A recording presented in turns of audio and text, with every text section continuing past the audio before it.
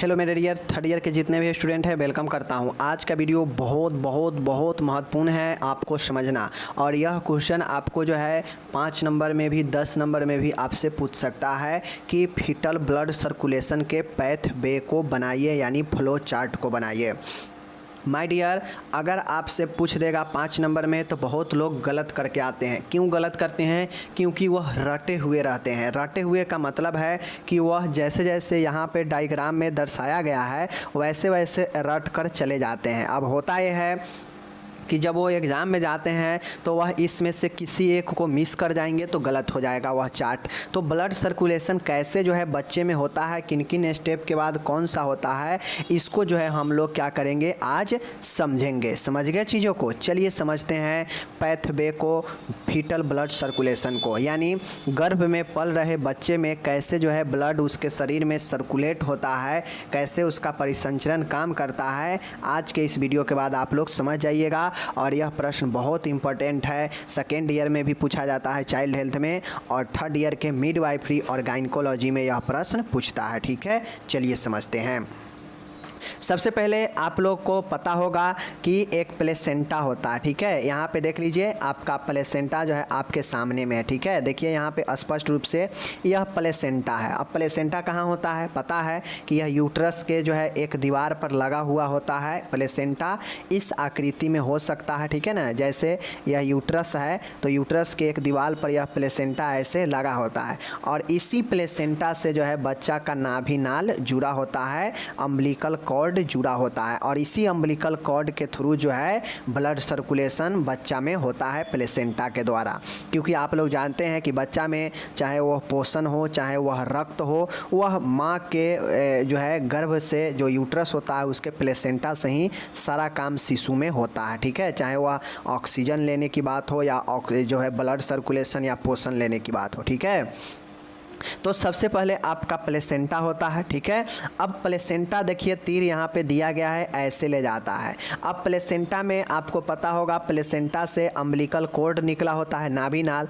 उसी नाभि नाल में एक वेन होता है और दो जो है आर्टरी होता है। ठीक है, एक अम्बिलिकल वेन निकलता है और एक जो है दो अम्बिलिकल आर्टरी निकलता है। कुल मिला के 3 जो है आपके यहाँ से ब्लड सप्लाई के लिए निकलता है नली, जिसमें से एक वेन होता है जो शुद्ध ब्लड जो है प्लेसेंटा से लेकर बच्चा की तरफ जाता है। ठीक है, और जो आर्टरी होता है वह अशुद्ध ब्लड को जो है फिर प्लेसेंटा में पहुंचाता है शुद्धिकरण के लिए। ठीक है, तो आपको ये समझना पड़ेगा प्लेसेंटा से बच्चा का अम्बिलिकल कॉर्ड भी लगा होता है, नाभि नाल, उसी से जो है आपके यह वेन निकला होता है जिसे हम लोग अम्बिलिकल वेन कहते हैं। अब आप लोग ये जानते हैं कि भाई वेन में तो अशुद्ध रक्त बहता है, लेकिन बच्चे के केस में यह शुद्ध रक्त को लेकर जाता है। ठीक है, तो अम्बिलिकल कॉर्ड तो यूट्रस में लगा होता है, यूट्रस के दीवार पर चिपका रहता है प्लेसेंटा। यह प्लेसेंटा से जो है यूट्रस पर जो चिपका होता है प्लेसेंटा,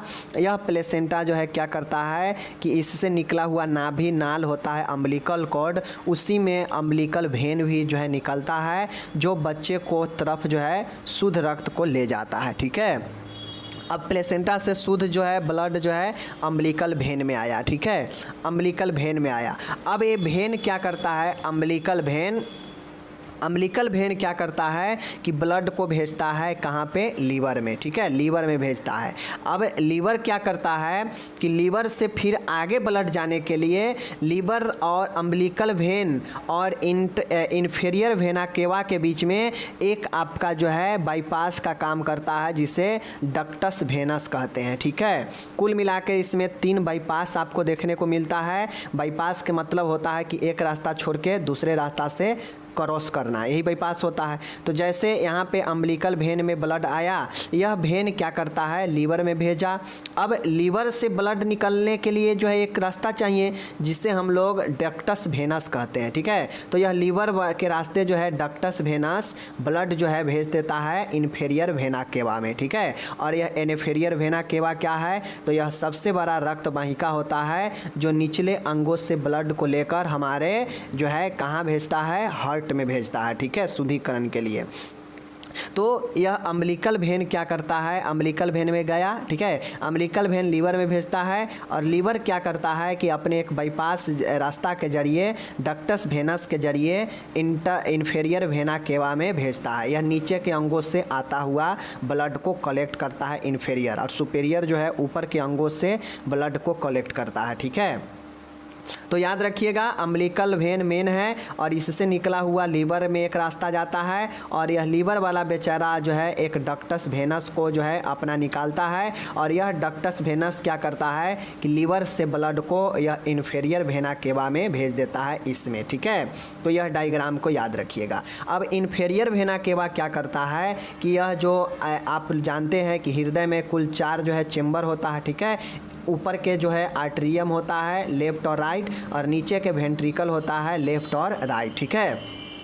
अब नॉर्मल एक एडल्ट में जो सर्कुलेशन होता है तो आप लोगों को पता है पहले ब्लड कहाँ पे आता है, राइट आर्ट्रियम में आता है, ठीक है, आलिंद में आता है दायां में, फिर यह जो है यहाँ भेजता है, ठीक है। अब यहाँ से जो है पल्मनरी जो है पल्मनरी आर्टरी के द्वारा अशुद्ध ब्लड कहाँ जाता है, फेफड़ा में, फिर फेफड़ा जो है शुद्ध कर को भेजता है यहाँ इस वाले में लेफ्ट आर्ट्रियम में। अब यह शुद्ध ब्लड फिर इसमें आता है लेफ्ट वेंट्रिकल में और लेफ्ट वेंट्रिकल औरोटा महाधमनी में भेजता है, जिससे महाधमनी सभी अंगों की तरफ ब्लड को भेज देता है। तो नॉर्मल ब्लड सर्कुलेशन में ऐसे होता है, लेकिन फीटल में क्या होता है कि ब्लड तो जो है आपके राइट आर्ट्रियम में तो यहाँ पे आता है, एडल्ट में भी आता है और गर्भ में पल रहे बच्चे में भी राइट आर्ट्रियम में ब्लड जो है इन्फेरियर वेना केवा से आया राइट एंट्रियम में, ठीक है।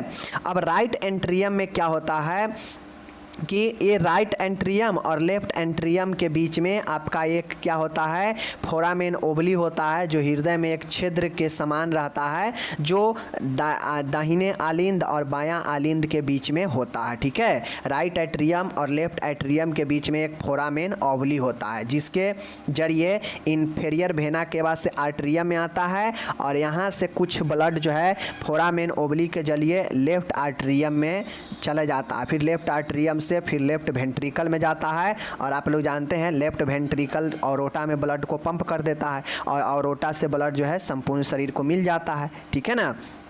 अब मान गए राइट आर्ट्रियम से कुछ ब्लड अगर फोरामेन ओवली के थ्रू अगर लेफ्ट आर्ट्रियम में चला जाएगा तो यह सीधा जो है इसके होते हुए औरोटा में चला जाएगा, ठीक है। लेकिन अब मान गए राइट आर्ट्रियम है, अब यह ब्लड को मान गए कुछ ब्लड फोरामेन ओवली के तरफ चला गया और कुछ ब्लड जो होता है वह राइट वेंट्रिकल के तरफ चला जाता है। जैसे मानिए यह हार्ट है, 4 चेम्बर है, ठीक है, 4 चेम्बर है, इसमें आपका राइट जो है आर्ट्रियम है, ठीक है, लेफ्ट आर्ट्रियम है, फिर जो है यहाँ पे वेंट्रिकल है राइट वाला, ठीक है, इधर जो है वेंट्रिकल है लेफ्ट वाला।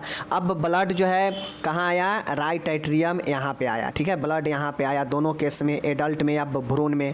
अब ब्लड यहाँ पे आया तो यहाँ पे अगर भ्रूण के बात होगा तो फोरामेन ओवली होता है लेफ्ट आर्ट्रियम और राइट आर्ट्रियम के बीच, यानी इसके और इसके बीच में यहाँ पे एक फोरामेन ओवली होता है, छिद्र होता है, जिसके जरिए यहाँ का ब्लड डायरेक्ट यहाँ जो है आ जाता है और फिर जो है यहाँ लेफ्ट जो है आर्ट्रियम से फिर ये लेफ्ट वेंट्रिकल में आता है और फिर यहाँ से जो है औरोटा में चला जाता है।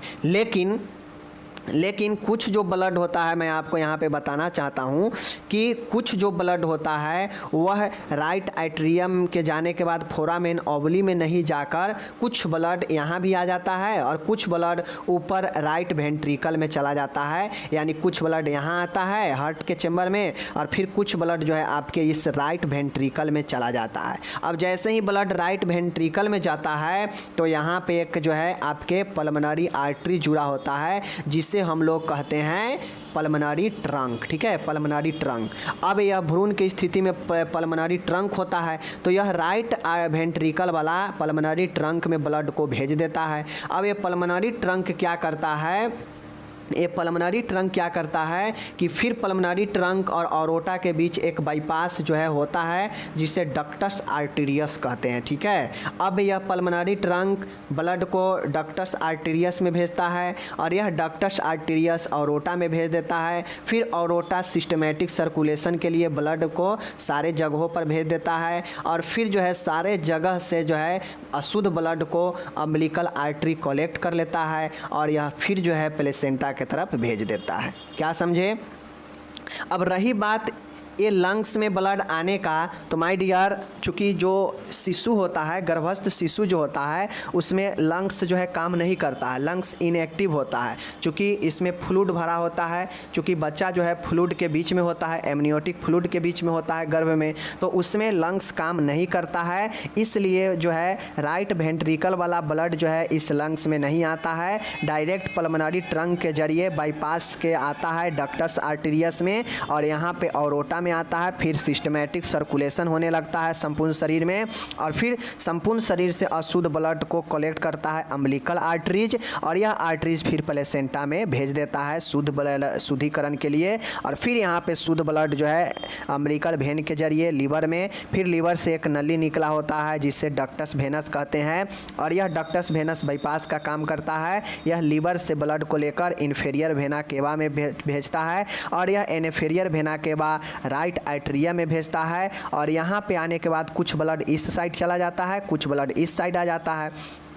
अब यहाँ पे कुछ ब्लड इधर आ गया, कुछ इधर आ गया, तो जो इधर आ गया वह फोरामेन ओवली से होते हुए लेफ्ट एट्रियम में, और फिर लेफ्ट एट्रियम से फिर लेफ्ट वेंट्रिकल में, और फिर उसके बाद ऑरोटा महाधमनी में, और फिर महाधमनी संपूर्ण शरीर को ब्लड सर्कुलेशन के लिए भेज देता है। और फिर जब संपूर्ण शरीर में ब्लड सर्कुलेशन हो जाता है तो फिर शरीर के अलग अलग अंगों से अशुद्ध ब्लड को भी कलेक्ट किया जाता है, ठीक है। लेकिन अगर मान गए इधर ब्लड आया तो उसको तो समझा दिए, अगर यही ब्लड ऊपर गया राइट वेंट्रिकल में कुछ ब्लड चला गया तो यह वेंट्रिकल वाला पल्मोनरी ट्रंक में भेजता है, और पल्मोनरी ट्रंक जो है लंग्स के तरफ नहीं भेजता है शिशु में, क्योंकि इस समय लंग्स जो है इनएक्टिव होता है, और इसमें नहीं भेजकर यह पल्मोनरी ट्रंक डायरेक्ट डक्टस आर्टेरियस में भेजता है, और यह डक्टस आर्टेरियस सीधा ऑरोटा में, फिर ऑरोटा संपूर्ण शरीर में, और फिर संपूर्ण शरीर से अशुद्ध ब्लड जो है अम्बिलिकल आर्टरी लेता है, और यह जो है प्लेसेंटा के तरफ भेज देता है। तो चीज़ों को समझ गए, ठीक है। देखिए प्लेसेंटा से शुद्ध ब्लड उठाएगा अम्बिलिकल वेन लीवर में भेजेगा, लीवर में ब्लड जो है आपके लीवर से ब्लड जाने के लिए आपको एक बाईपास बनाया गया है जिसे डक्टस वेनस लेता है लीवर से, और यह भेज देता है किसको, इन्फीरियर वेना केवा को। अब इन्फीरियर वेना केवा तक ब्लड आ गया तो यह राइट एट्रियम में भेजता है, राइट एट्रियम भेजने जाता है ब्लड, तो यहाँ से दो रास्ते होते हैं, एक रास्ते फोरामेन ओवली के तरफ खुलते हैं जो लेफ्ट एट्रियम में भेजता है, यानी राइट एट्रियम और लेफ्ट एट्रियम के बीच एक फोरामेन ओवली होता है। अगर ब्लड राइट एट्रियम से कुछ ब्लड इधर की तरफ मुड़ गया तो वह फोरामेन ओवली से होते हुए लेफ्ट एट्रियम में जाएगा, और जब लेफ्ट एट्रियम में चला जाता है ब्लड तो आप लोग को पता है कि वह लेफ्ट वेंट्रिकल में चला जाता है, फिर उसके बाद ऑरोटा से होते हुए संपूर्ण शरीर में, और फिर संपूर्ण शरीर से जो गंदा ब्लड है डीऑक्सीजनेट है वह अम्बिलिकल आर्टरी कलेक्ट करता है और वह प्लेसेंटा को भेज देता है, ठीक है। रही बात राइट एट्रियम से अगर कुछ ब्लड राइट वेंट्रिकल के तरफ, यानी जैसे यह चेम्बर है, यहाँ पे राइट एट्रियम है, लेफ्ट एट्रियम है, ठीक है, नीचे राइट वेंट्रिकल है, राइट जो है लेफ्ट जो है वेंट्रिकल है, अगर कुछ ब्लड यहाँ जाने के बजाय यहाँ नीचे आ जाएगा तो यह नीचे पल्मोनरी ट्रंक जुड़ा है, यह भेजेगा आपके पल्मोनरी ट्रंक जो है एक बाईपास में भेजता है डक्टस आर्टेरियस में, और यह फिर ऑरोटा में भेजता है, ठीक है। तो यही राइट वेंट्रिकल से जुड़ा हुआ पल्मोनरी ट्रंक है। पल्मोनरी ट्रंक ब्लड को फेफड़ा के तरफ शिशु में नहीं भेजता है क्योंकि उस समय लंग्स इनएक्टिव होता है, ठीक है, लेकिन आपको डायग्राम में यह बनाना पड़ेगा, ठीक है। और उसके बाद यह पल्मोनरी ट्रंक बाईपास में डक्टस आर्टेरियस से जुड़ा रहता है जो भेजता है ब्लड को पल्मोनरी ट्रंक, और उसके बाद यहाँ से फिर ऑरोटा में, और फिर शरीर में अलग अलग भागों में जाता है, और फिर जब अलग अलग भागों से अशुद्ध होता है तो वहाँ पे अम्बिलिकल आर्टरी कलेक्ट करता है और फिर वह भेज देता है प्लेसेंटा में। और यही आपका जो है एक गर्भ में शिशु का ब्लड सर्कुलेशन का यही चार्ट है, इसी चार्ट के जरिए आप इसको समझ सकते हैं, चीज़ों को समझ। गर्भस्थ शिशु विपत्ति अथवा गर्भ का संकट में होना क्या होता है, इसके कारण लक्षण निदान एवं प्रबंध को समझाइए। फीटल डिस्ट्रेस क्या होता है, इसको हिंदी में गर्भस्थ शिशु विपत्ति, मतलब गर्भ में पल रहे शिशु के ऊपर कोई विपत्ति है, कोई संकट है तो उसको हम लोग क्या कहते हैं, या फिर फीटल डिस्ट्रेस क्या कहते हैं, इसके कारण, इसके सिम्टम्स, डायग्नोसिस, मैनेजमेंट सब बताना है। चलिए देखते हैं। सबसे पहले यहाँ पे समझने का चीज़ है कि गर्भस्थ शिशु विपत्ति क्या होता है, फीटल डिस्ट्रेस क्या होता है। डिस्ट्रेस का मतलब होता है विपत्ति होना, ठीक है, और फीटल का मतलब होता है गर्भ में पल रहे शिशु, ठीक है। देखिए, गर्भस्थ शिशु की विपत्ति से तात्पर्य है गर्भ का ऐसी जटिलताओं से गुजरना जिनके अधिक समय तक बने रहने से भ्रूण के जीवन को खतरा हो तथा उसे अस्थायी क्षति हो सकता है, ठीक है। इसके कारण गर्भस्थ शिशु की मृत्यु जो है हो सकती है, यह सबसे बड़ा पॉइंट है। तो सबसे पहले आपको एक चीज़ समझना पड़ेगा कि फीटल डिस्ट्रेस का मतलब होता है कि गर्भ में पल रहे शिशु का संकट, ठीक है, गर्भ में पल रहे शिशु को संकट होना या विपत्ति होना, यही फीटल डिस्ट्रेस कहलाता है।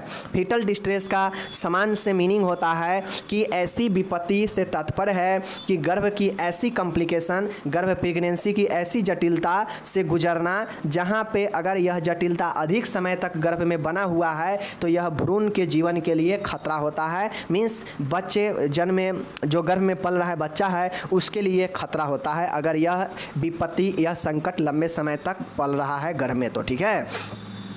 उसे अस्थायी क्षति हो सकता है, मतलब जो भ्रूण पल रहा है घर में उसे अस्थायी जो है क्षति पहुंच सकता है इससे, ठीक है। इसके कारण गर्भस्थ शिशु की मृत्यु भी हो जाती है। नॉर्मल तौर पे कहा जाए फीटल डिस्ट्रेस जो होता है यह एक गर्भकालीन, गर्भ के समय गर्भ में पल रहे शिशु के लिए एक ऐसा संकट होता है जो अगर लंबे समय तक बना रहता है तो यह शिशु जो भ्रूण होता है उसको क्षति पहुँचा सकता है अस्थायी तौर पर और मृत्यु भी हो सकता है। इसके कारण यही फीटल डिस्ट्रेस होता है। डिस्ट्रेस मतलब संकट, एक ऐसा विपत्ति जो फीटल यानी भ्रूण को, शिशु को क्षति पहुंचा सकता है, वही फीटल डिस्ट्रेस होता है, ठीक है। चलिए समझ गए, इंग्लिश दिया गया है। अब किन किन कारणों से बच्चे में फीटल डिस्ट्रेस हो सकता है, मतलब गर्भ के समय बच्चा के लिए संकट की सिचुएशन उत्पन्न हो सकता है, कब कब। तो कारण होता है, पहला कारण कॉर्ड प्रोलैप्स होता है, मतलब जो नाभि रज्जु होता है उसका जो है भ्रंश हो जाना, नष्ट हो जाना, यह फीटल डिस्ट्रेस का एक कारण होता है। बच्चा पेट में जन्म में पल रहा है और उसके गर्भ में ही अगर उसका नाभि जो है खंडित हो जाता है, टूट जाता है, क्षतिग्रस्त हो जाता है तो माँ से उसका कनेक्टिविटी टूट जाएगा। अब चूँकि हम लोग जानते हैं कि गर्भ में सब कुछ माँ से ही प्राप्त होता है और नाभि अगर टूट जाएगा, माँ से लगा हुआ प्लेसेंटा से अगर टूट जाएगा तो फिर दिक्कत होगा बच्चे के अंदर, ठीक है। नेक्स्ट कारण है माँ का अगर कम रक्तचाप होगा, हाइपोटेंशन होगा माता का, तो यह भी कारण हो सकता है। प्लेसेंटा एब्रप्शन, मतलब प्लेसेंटा अगर हट चुका है, बच्चे से लगा हुआ जो प्लेसेंटा है, यूट्रस से लगा हुआ जो प्लेसेंटा होता है, यह प्लेसेंटा अगर अपने पृथक्करण हो चुका है, इस जगह से हटकर यहाँ है, तो यह कारण बनता है, ठीक है। उच्च रक्तचाप भी कारण बनता है। गंभीर रीनल, कोई ऐसे किडनी का रोग भी फीटल डिस्ट्रेस का कारण हो सकता है।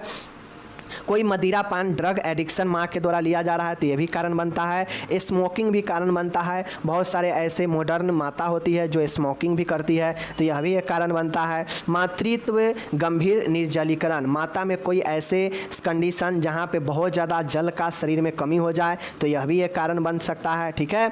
एंड नेक्स्ट है, अब हम लोग चिन्ह व लक्षण देखेंगे। तो ये सारे के सारे कारण था जहाँ पे माता से रिलेटेड भी कारण हो सकता है और बच्चा से रिलेटेड भी कुछ कारण हो सकता है। जैसे ज़्यादातर जो कारण होते हैं वह माँ से ही रिलेटेड हो सकते हैं, बच्चा से रिलेटेड सिर्फ एक आपका कॉर्ड प्रोलैप्स हो सकता है, ठीक है। बाकी के बाकी सब जो है माँ से रिलेटेड ही होगा, जैसे स्मोकिंग करना, ड्रग एडिक्शन, किडनी का प्रॉब्लम, हाइपोटेंशन, हाइपरटेंशन, ठीक है, प्लेसेंटा एब्रप्शन, निर्जलीकरण, ये सब माँ से रिलेटेड समस्या है जो फीटल डिस्ट्रेस का कारण बनता है। अब हम लोग चिन्ह व लक्षण देखते हैं, साइन एंड सिम्टम्स देखते हैं, ठीक है। देखिए, गर्भ में पल रहे शिशु के हृदय की धड़कनें अधिक हो जाएगा।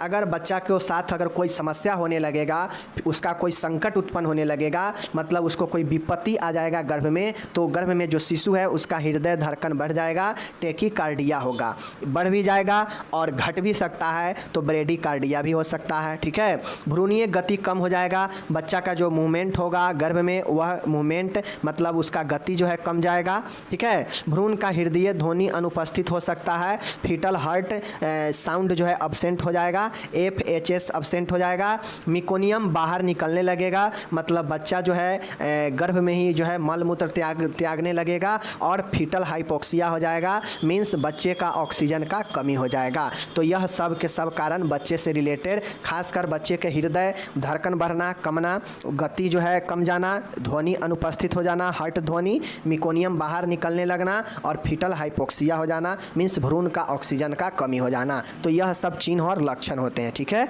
चलिए अब निदान क्या क्या हो सकता है। अगर फीटल को कोई समस्या उत्पन्न हो रहा है तो उसको हम लोग कैसे पता करेंगे, किन किन जांच के द्वारा। सबसे पहला USG होता है, अल्ट्रासाउंड, ठीक है। उसके बाद वेजिनल का एग्जामिनेशन, योनि का परीक्षण हो सकता है। उसके बाद एब्डोमिनल, पेट का एग्जामिनेशन हो सकता है। नॉन स्ट्रेस परीक्षण हो सकता है।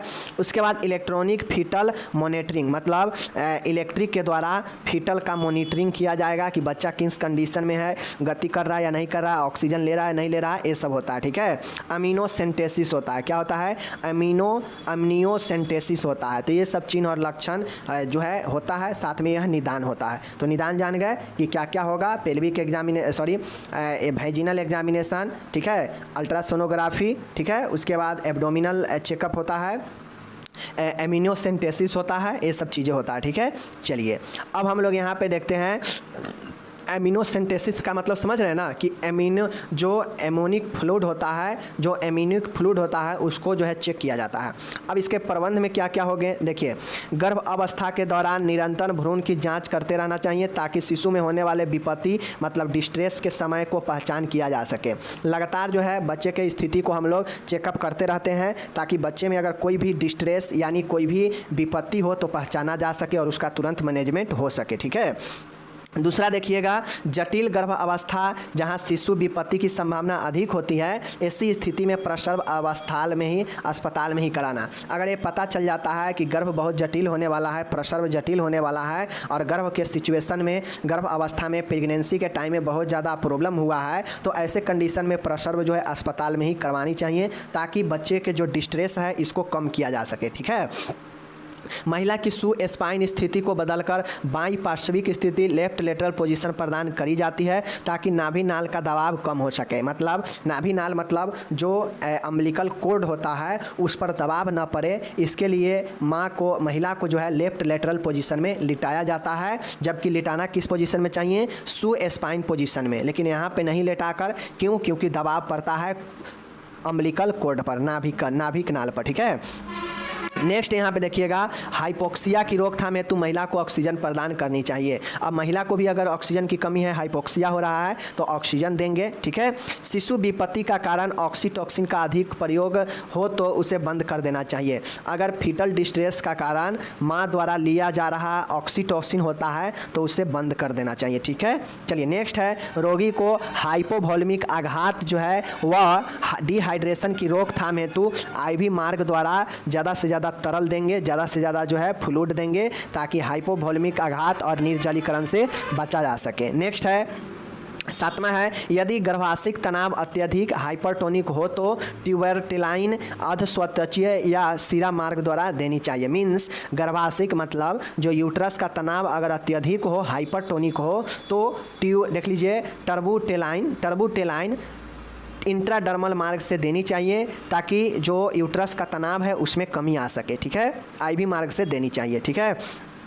दोनों मार्ग से IV या अधस्वतीय दोनों मार्ग से टर्बुटेलाइन देते हैं। टर्बुटेलाइन तनाव को कम करता है मांसपेशी को, ठीक है।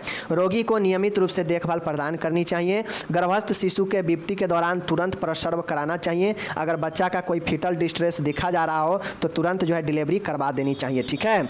यदि कोई विपरीत संकेत कॉन्ट्राइंडेक्शन न हो तो ऐसी स्थिति में फॉरसेप्स डिलीवरी, एपिजियोटोमी व बेंटाउस प्रसव की जानी चाहिए। अगर कोई कंट्रा इंडेक्शन सेक्शन ना हो तो इस स्थिति में फोर्सेप्स डिलीवरी करवाएं या एपिजियोटोमी करवाएं या बेंटाउस प्रसव करवाएं। ठीक है।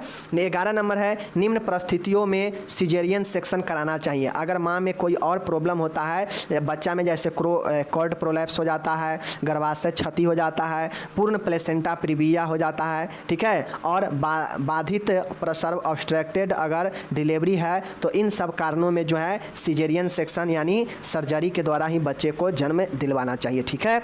किन किन में?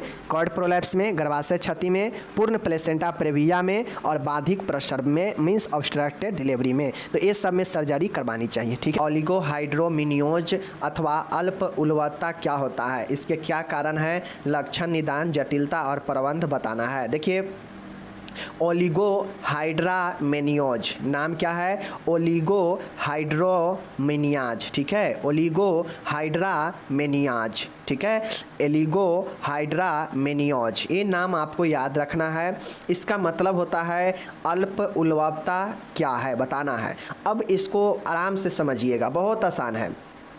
जैसे यह यूट्रस होता है, ठीक है, इस यूट्रस में बच्चा जो है पलता है, ठीक है, और यह क्या हो गया, प्लेसेंटा हो गया, ए वाला, ठीक है, ए प्लेसेंटा है। अब इसमें बच्चा जो है क्या है, बच्चा इसमें पल रहा है अपना, ठीक है, ये बच्चा पल रहा है।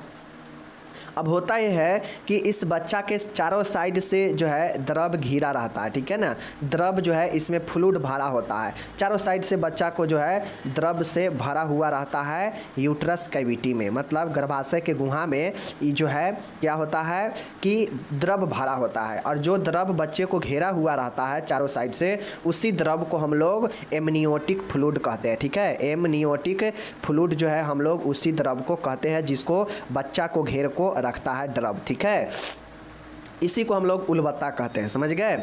अब होता यह है कि कोई कोई कंडीशन में ये जो द्रव है इसका नॉर्मल मात्रा 500 ml से लेकर, ठीक है, 500 ml से लेकर 1000 ml तक नॉर्मल तौर पर यह होता है, नॉर्मल इतना होता है। ठीक है। अब किसी न किसी कारण से ये जो द्रव है वह क्या होता है, कम जाता है। ठीक है। अब इसी द्रव को कमना को हम लोग ओलिगोहाइड्रोमेनियाज कहते हैं, समझ गए चीज़ को।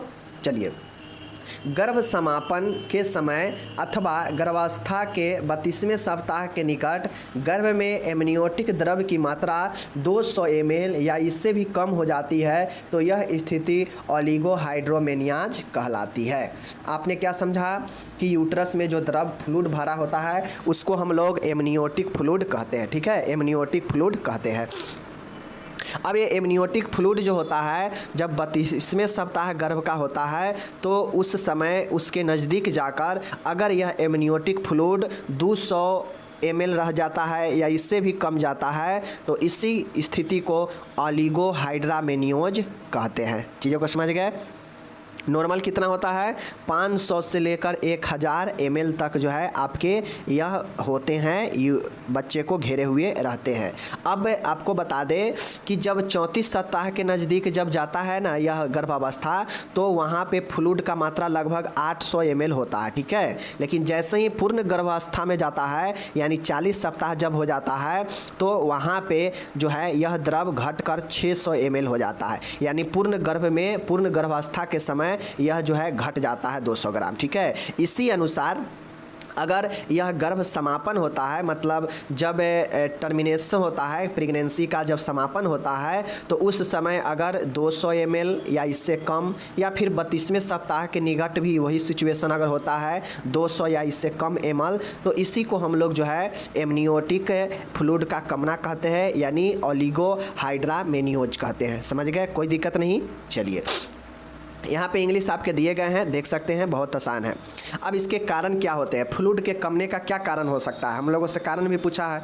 तो देखिए, स्पष्ट तौर पे कहा जाए तो इसके रियलिटी कारण जो है अभी तक अनडिफाइन है, अननोन है, अज्ञात है। अभी इसका रियल पता नहीं है कि किन कारण से जो है फ्लूइड जो है गर्भ अवस्था में कम जाता है। ठीक है, लेकिन कुछ अन्य कारण शामिल है कि इन सभी कारणों से भी हो सकता है फ्लूइड जो है कम जाए। एग्जैक्ट पता नहीं है कि किन कारण से फ्लूइड कम जाता है, लेकिन और कुछ कारण हो सकते हैं जो कारण नीचे दिए गए हैं जिसके कारण फ्लूइड कम होते हैं। ठीक है, पहला देख लीजिए भ्रूण में विकार। पहला जो कारण होगा या तो बच्चे में कोई समस्या होगा भ्रूण में, समझ गए ना, तो कोई भ्रूण में कमी हो सकता है, फीटल एबनॉर्मेलिटी हो सकता है, इसके कारण भी फ्लूइड कम सकता है। एमनियोटिक द्रव की कम उत्पत्ति, मतलब जो एमनियोटिक द्रव है जो उसका प्रोडक्शन है उसमें ही कमी होगा, जिसके कारण वहाँ पे एमनियोटिक फ्लूइड कम होगा।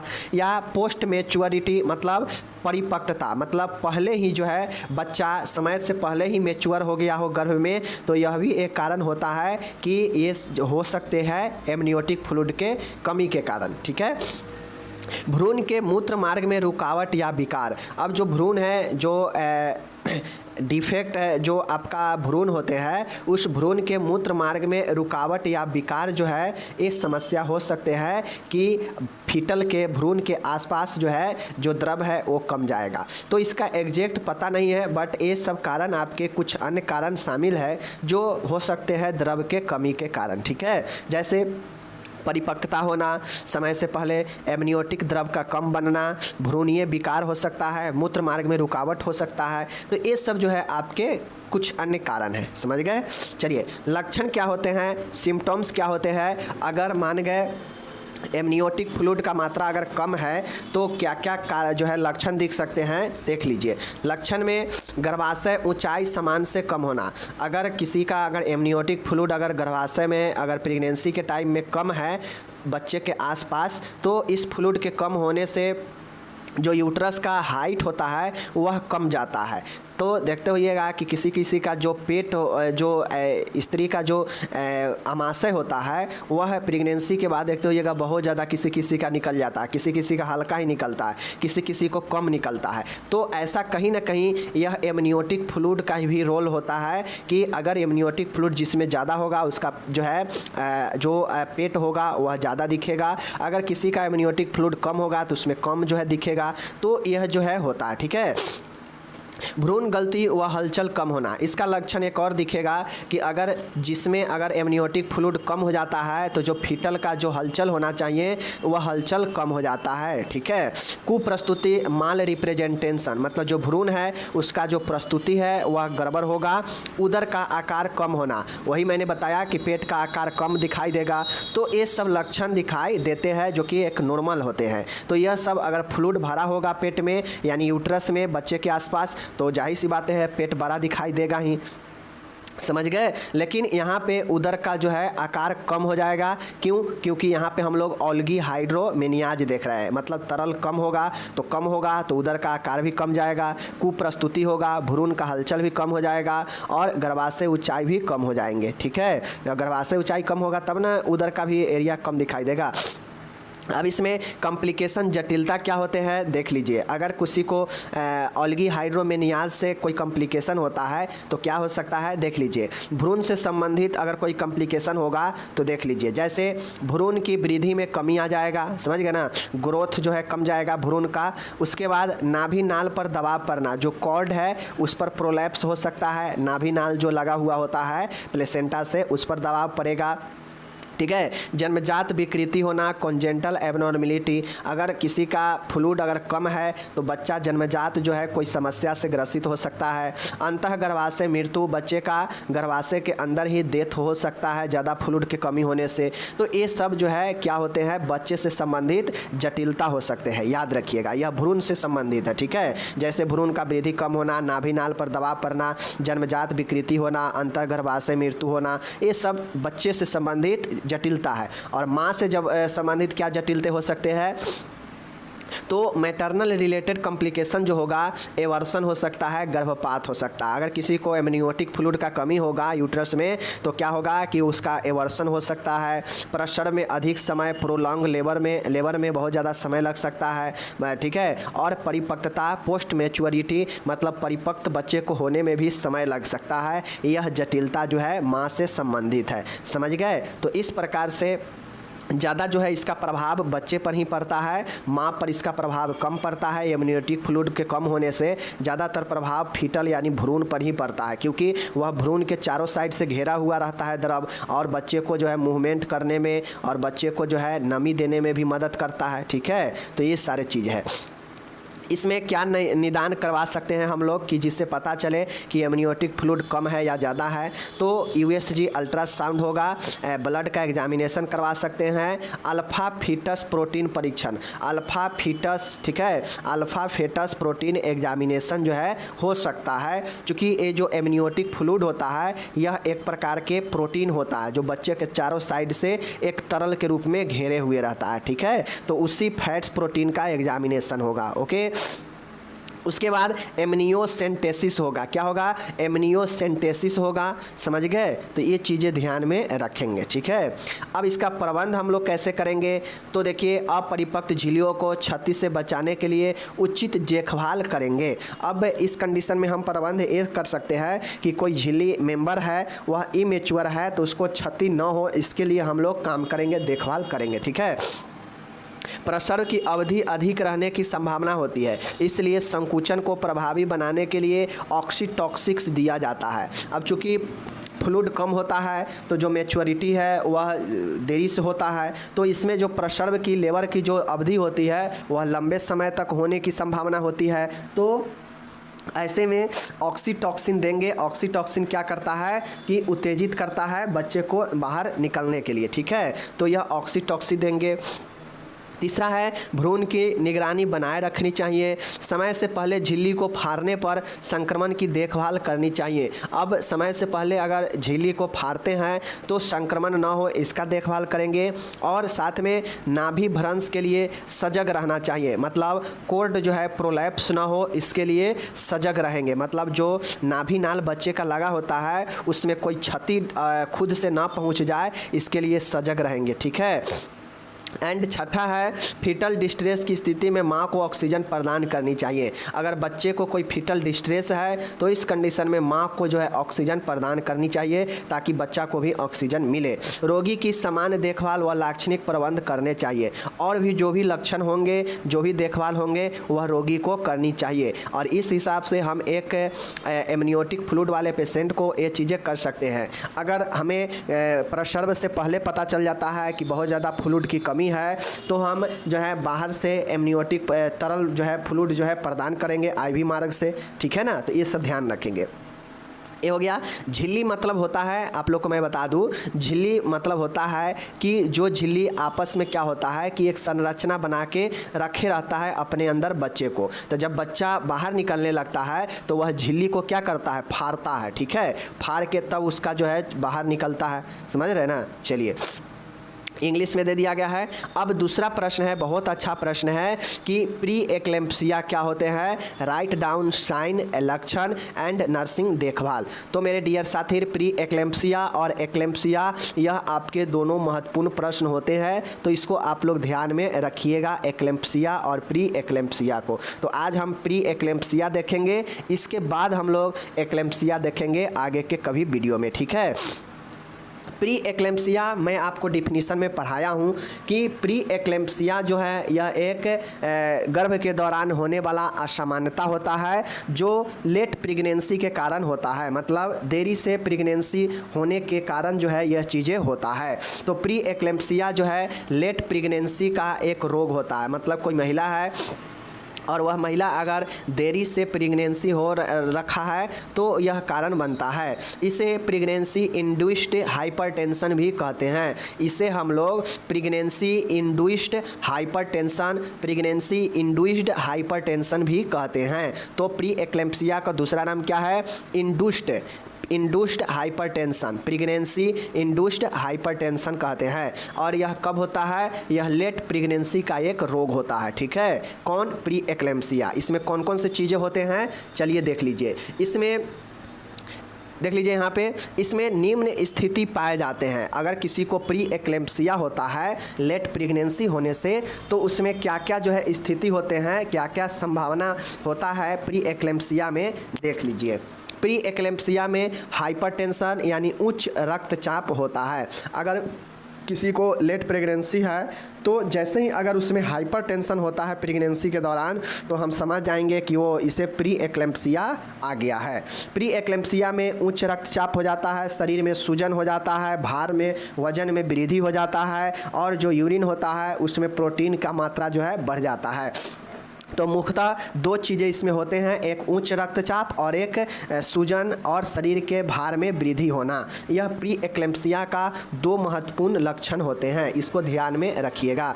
तो अगर आपसे पूछेगा कि कोई महिला प्रेगनेंसी है और उसके शरीर में अगर सूजन है और भार अगर अत्यधिक वृद्धि हो गया है तो उसे हम मेडिकल भाषा में क्या कहेंगे, तो उसे हम लोग प्री एक्लेम्पसिया कहेंगे। ठीक है। अगर और पूछ दे कि बताइए कि अगर उसको इस दौरान अगर उसे हाइपरटेंशन, बीपी बहुत ज़्यादा बढ़ा रहता है, उच्च रक्तचाप रहता है, तो उसे क्या कहेंगे, तो उसे भी जो है हम लोग प्री एक्लेम्पसिया ही कहेंगे। ठीक है। तो यह आपके स्थिति पाए जाते हैं।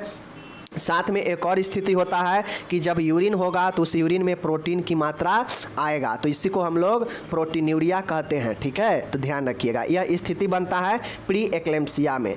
अब इसके क्या क्या कॉज, क्या क्या कारण हो सकते हैं देख लीजिए।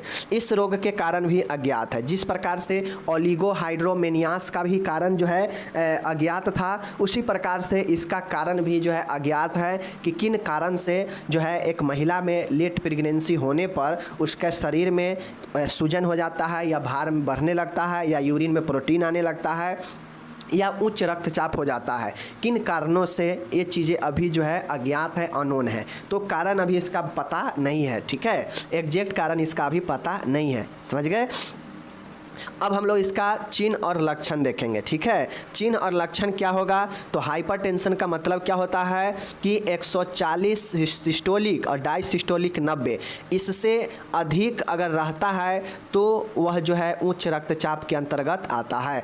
तो कोई भी प्री एक्लेम्पसिया वाली मरीज को उसका मुख्य लक्षण और चिन्ह जो है उसका रक्तचाप होता है और वह 140/90 यानी हाइपरटेंशन होता है। ठीक है। शरीर को ओडिमा यानी सोफ होता है, जिसमें सर्वप्रथम पैरों में सूजन होता है, उसके बाद समस्त शरीर में फैलता है। आप लोग देखते होइएगा कि प्रेगनेंसी के दौरान बहुत सारे महिलाओं को शरीर में सूजन हो जाता है, हाथ पैर फूलने लगते हैं या फिर उसके पैर में सूजन या पूरे शरीर में भी सूजन हो जाता है। ऐसा क्यों, तो ऐसा इसीलिए कि उसके शरीर में क्या हो गया है, प्री एक्लेम्पसिया हो गया है। मतलब उसके देर लेट प्रेगनेंसी से यह प्रॉब्लम आया है, जिसको हम लोग प्री एक्लेम्पसिया कहते हैं। समझ गए। चलिए ये भी लक्षण देख लिए। अब यहाँ पे देखिएगा, सोफ के कारण रोगी का भार निरंतर बढ़ता रहता है। अब ऑटोमेटिक चीज़ें हैं, जहाँ भी सूजन होगा ऑटोमेटिक है कि हमारा शरीर का भार बढ़ेगा ही बढ़ेगा। ठीक है। मूत्र में एल्बुमिन तथा प्रोटीन आने लगता है। और इसमें और लक्षण होते हैं कि मूत्र में जो है एल्बुमिन और प्रोटीन का मात्रा आने लगते हैं। ठीक है।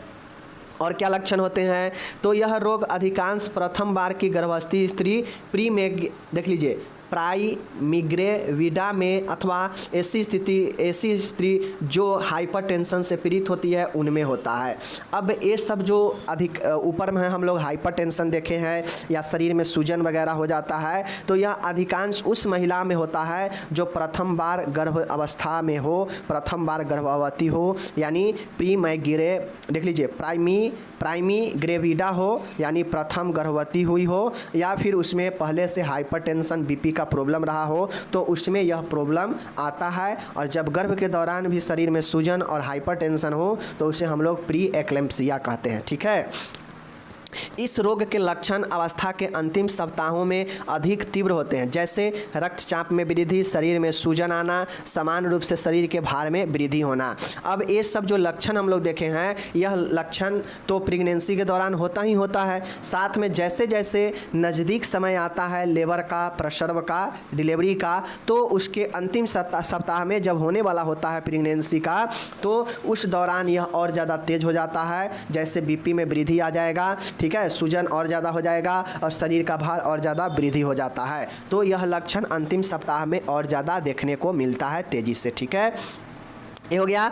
अब यहाँ पे देख लीजिए, ठीक है, गंभीर प्री एक्लेम्पसिया में क्या होता है, इन सेवियर प्री एक्लेम्पसिया, अगर यह एक्लेम्पसिया अगर बहुत ज़्यादा हो जाता है तो मूत्र की मात्रा कम जाएगा, रोग के तीव्र, ठीक है, रोगी को सिर दर्द होगा तेज़ी से। ओके, नेक्स्ट है आँखों में कम दिखाई देना, आँख धुंधला दिखाई पड़ना, आँखें चमकदार रोशनी सहन नहीं कर पाती है, जी मिचलता है, उल्टी होता है। ठीक है, तो नॉर्मली अगर किसी को यह प्री एक्लेम्पसिया अगर गंभीर हो जाता है तो उसके मूत्र का जो है वह कम जाएगा, मूत्र कम जाता है, रोगी को बहुत ज़्यादा दर्द होता है, सिर दर्द होता है, आँख से संबंधित प्रॉब्लम जैसे धुंधला दिखाई देना या रोशनी के सामने जो है सहन नहीं कर पाना, जी में चलना, उल्टी होना, यह प्री एक्लेम्पसिया गंभीर होने पर होता है। ठीक है।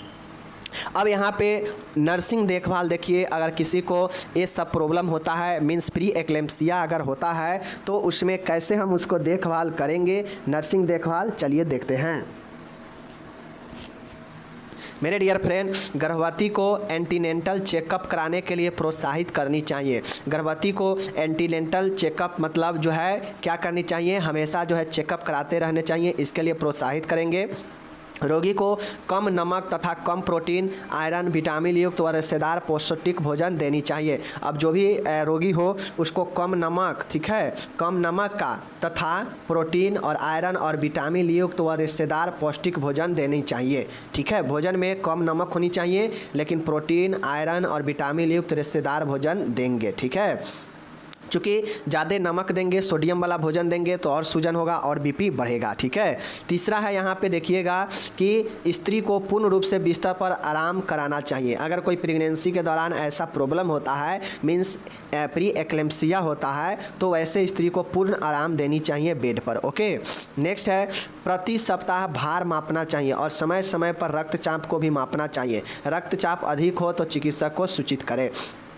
अब इससे बचने के लिए नर्स को ये सजेशन देना चाहिए कि आप प्रति सप्ताह अपना भार मापिएगा, समय समय पर रक्तचाप को भी जांचिएगा और अगर रक्तचाप अधिक होगा तो डॉक्टर को ज़रूर सूचित कीजिएगा। इस प्रकार से नर्स मैनेजमेंट कर सकती है। नेक्स्ट है चौथा पॉइंट, रोगी को एंटी हाइपरटेंसिव ड्रग तथा मिल्ड सेडेटिव ड्रग देते हैं। अब रोगी जो होता है अगर उसे हाइपरटेंशन का प्रॉब्लम है, प्री एक्लेम्पसिया है तो हाइपरटेंशन होगा ही होगा, तो इससे बचने के लिए एंटी हाइपरटेंसिव ड्रग देनी चाहिए जो बीपी को कम कर सके। ठीक है, रक्तचाप को कम कर सके।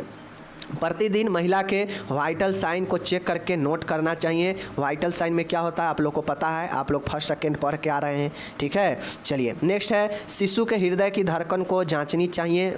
समझ गए। प्रत्येक घटना को नोट करने के लिए चार्ट बनाना चाहिए, जैसे बच्चे का हृदय का धड़कन हो, माँ का हृदय का धड़कन हो, माँ का वाइटल साइन हो, सभी घटना के लिए एक चार्ट बनाना चाहिए। ठीक है। समस्त घटनाक्रम के अनुसार डॉक्टर को प्रसर्व जो है कराना चाहिए और जिस घटना के अनुसार जो है मरीज का प्रसर्व जो है डॉक्टर को कराना चाहिए। ठीक है। प्रसर्व पश्चात शिशु एवं माँ की अच्छी देखभाल करनी चाहिए। अब इस कंडीशन में प्रसर्व हो जाए तो शिशु और माँ दोनों को अच्छे से देखभाल करनी चाहिए और इस प्रकार से आपका प्री एक्लेम्पसिया समाप्त होता है। अगर आपसे कोई प्री एक्लेम्पसिया पूछे बता दीजिएगा कौन से स्थिति क्या होता है प्री एक्लेम्पसिया का, तो वो भी बता दीजिएगा। प्री एक्लेम्पसिया का क्या कारण है बता दीजिएगा। प्री एक्लेम्पसिया में क्या क्या लक्षण दिखाई देते हैं वो भी बता दीजिएगा। ठीक है। अगर गंभीर प्री एक्लेम्पसिया होता है तो उसमें क्या होता है वो भी बता दीजिएगा। एंड नर्सिंग देखभाल तो आप एज ए नर्स क्या क्या कर सकते हैं वैसे पेशेंट के लिए आपको लिखना है। ठीक है। चलिए, तो ये हो गया आपका